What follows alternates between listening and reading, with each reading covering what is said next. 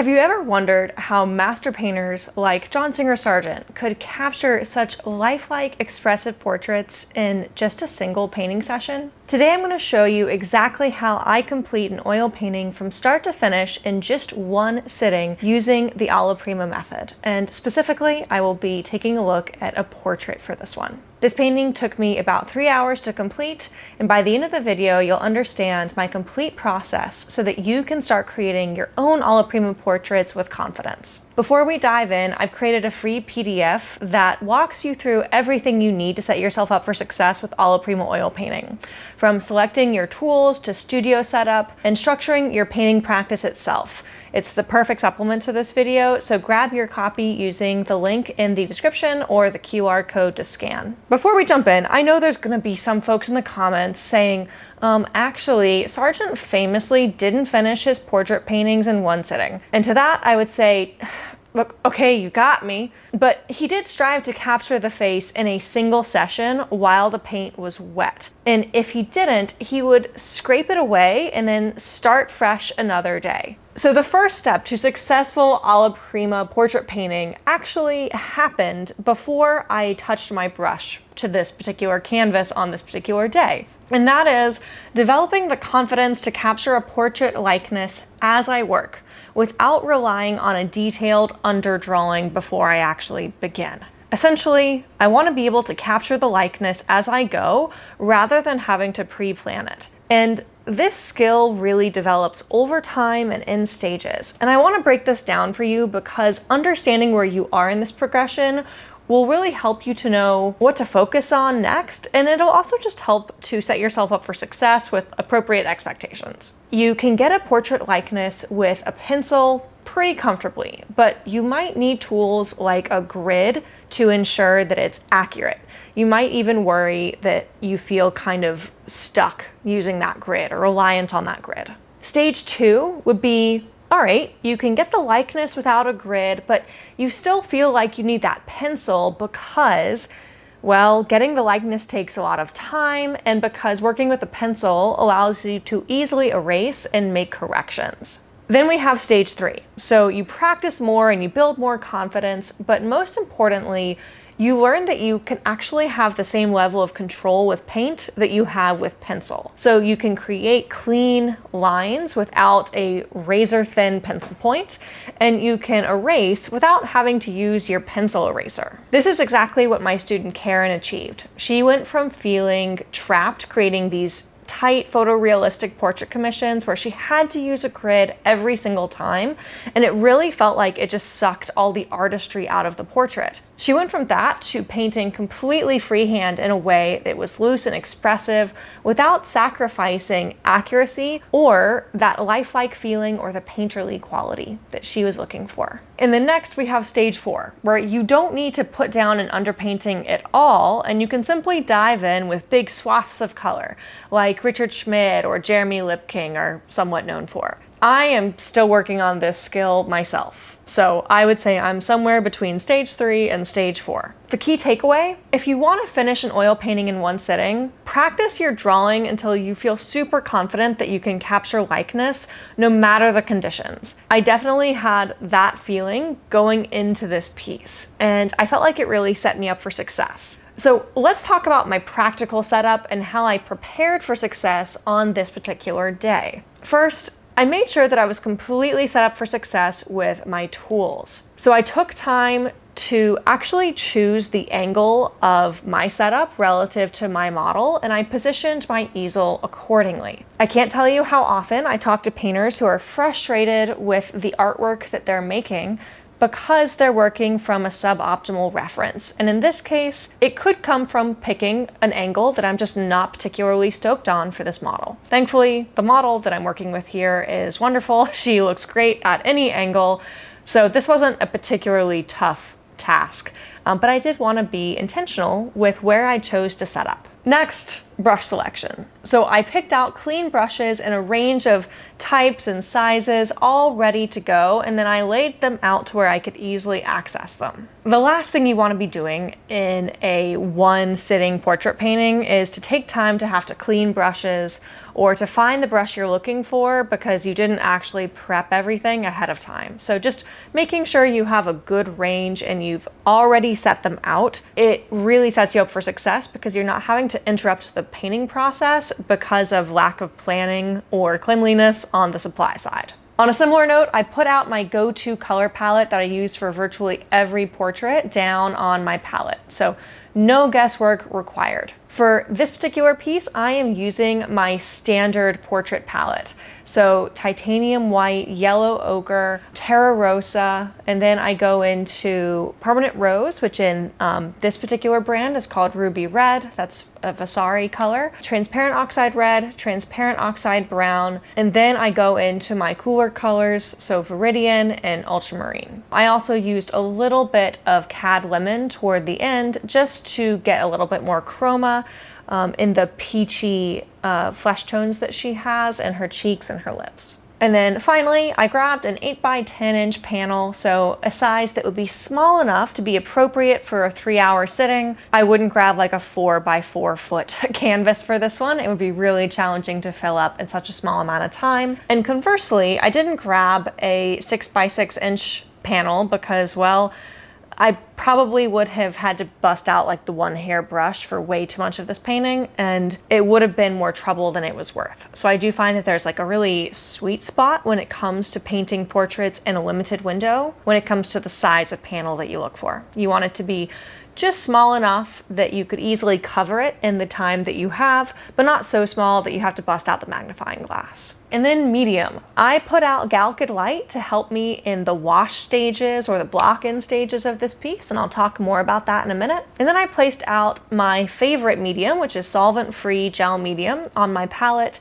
And this was going to be the medium that I used from the block-in stage forward. So once I have that initial layer of paint down, I pretty much switched to the solvent-free gel medium for the rest of the painting.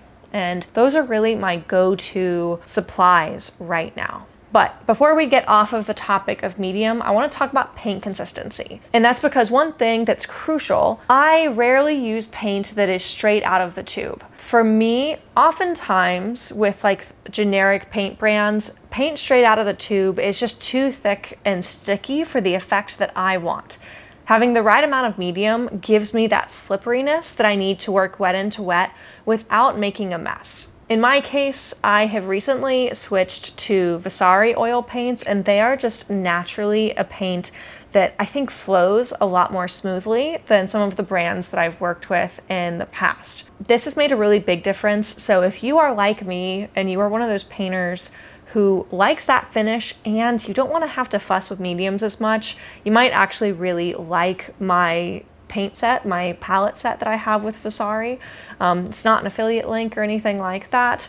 It's just literally my go-to colors, and I really love the feel of this paint, and I know I have a lot of students who tell me they just don't want to have to bother with medium, and I think this is a great solution. So I'm really liking this approach that I'm showing here because it lets me work with a minimal solvent exposure without having to dramatically change my process. So previously, I would have started with a Gamsol wash, and that would have meant having a solvent out in my studio. But for me, I'm prone to migraines personally, and I have a lot of students who really worry about maybe being sensitive to solvents or wanting to minimize exposure to fumes.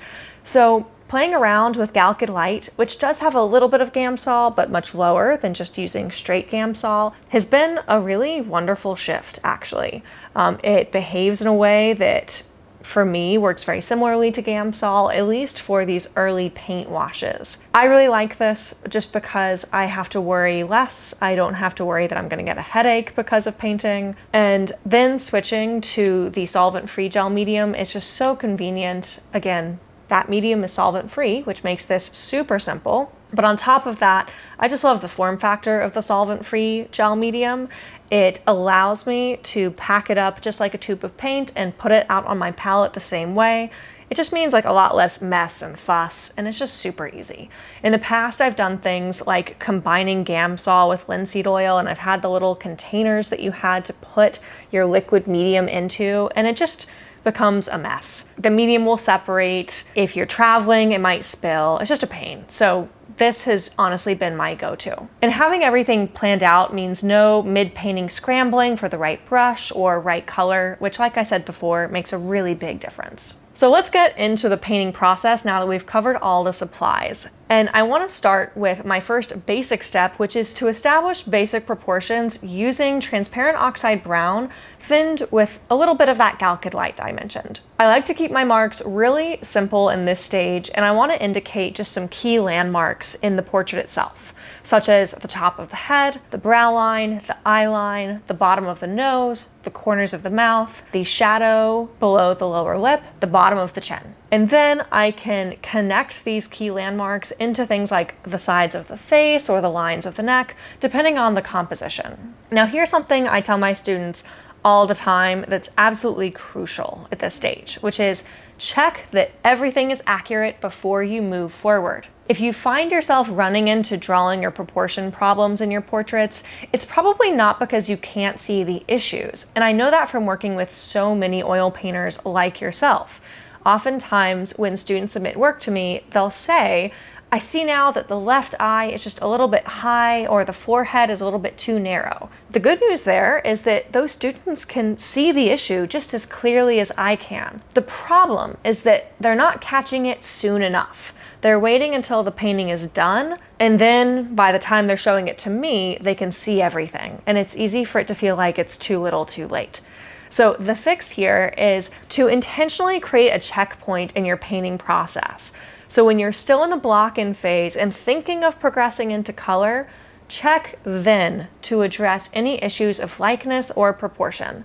And don't move on until everything looks accurate. So in my Alla Prima portraits, once my proportions are reasonably accurate, I will go ahead and lay in some washes of color to establish my overall color harmony. Since I'm still covering the canvas at this stage, I use Galkid light for this step. And like I said, later I'll switch to that solvent-free gel medium. This is where I start thinking about the overall temperature and mood of the piece. So I'm not trying to get exact colors yet. I'm establishing the foundation that everything else will build on later in the piece. So step 3 is working smart, both with the amount of paint you're using and the brush technique.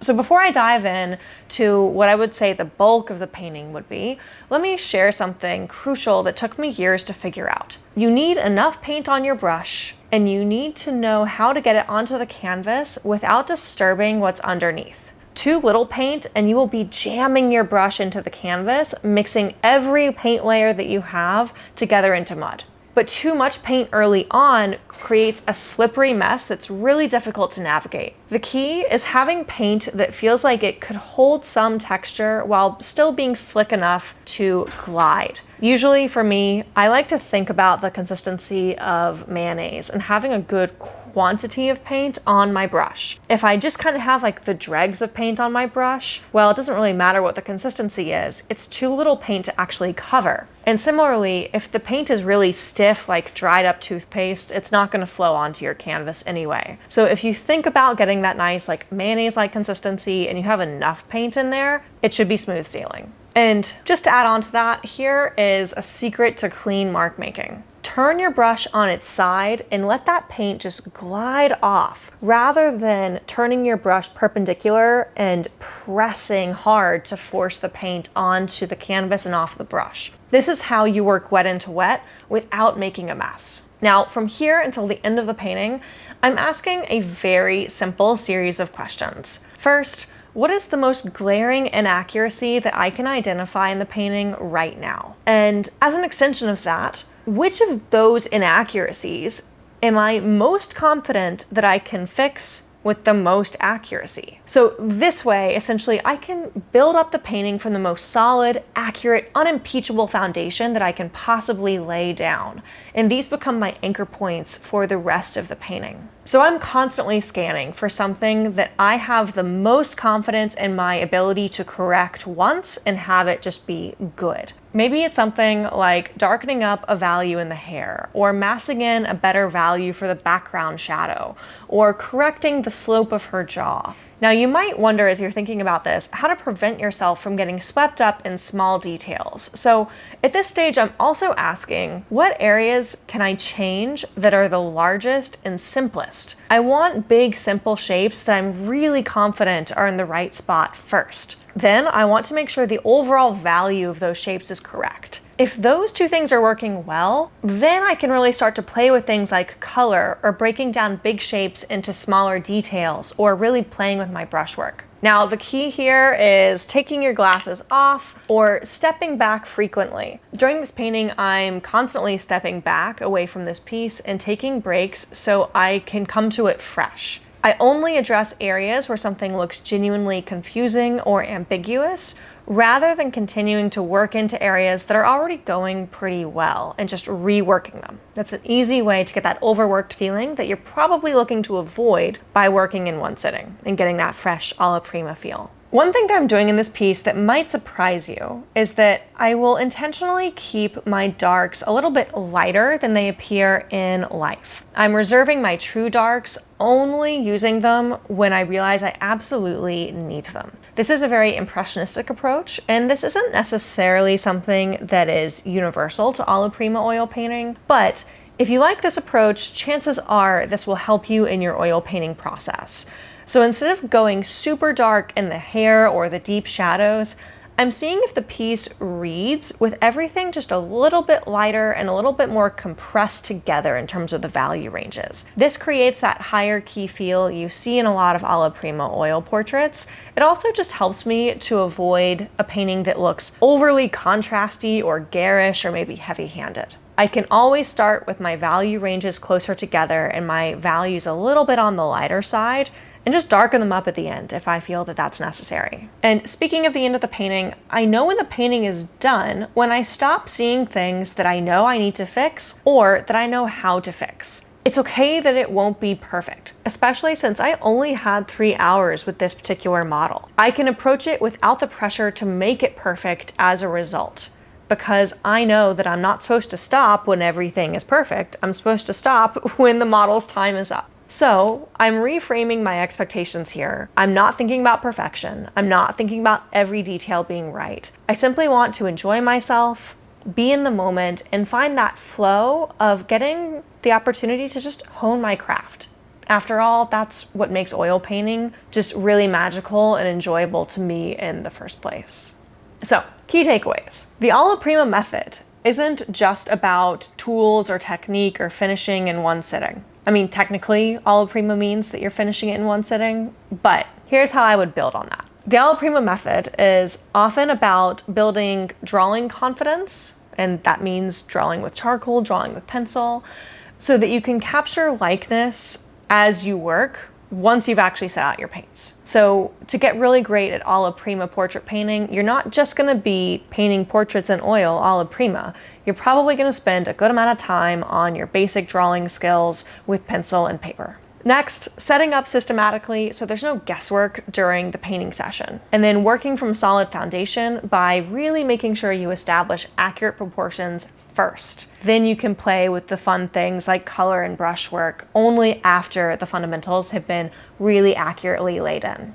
And then making sure that you problem solve methodically by constantly asking, what is the area that both needs the most attention and that you are most confident in your ability to fix? And then finally, I would say a really key aspect to Alla Prima painting in general, but especially with Alla Prima portrait painting, is embracing the process and the overall journey with your art rather than demanding perfection. This approach completely transformed not just my portrait painting, but my painting career. Having a daily painting practice where I was focused on trying to finish pieces in one sitting and focusing on just like getting in the flow and honing my craft rather than making something perfect, that allowed me to quit my day job and be able to do this full time.